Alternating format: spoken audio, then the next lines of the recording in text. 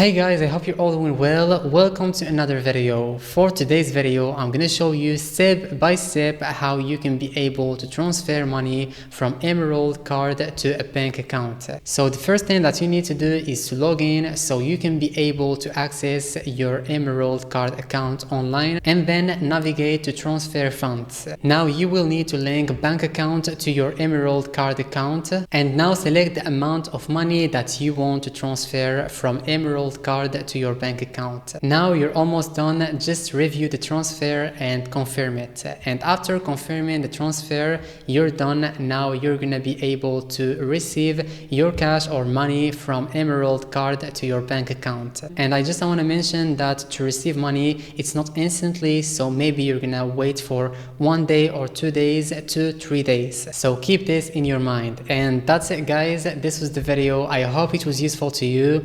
If it was, don't forget to like, subscribe to the channel and share this video with your friends, and see you in the next video. Thanks for watching.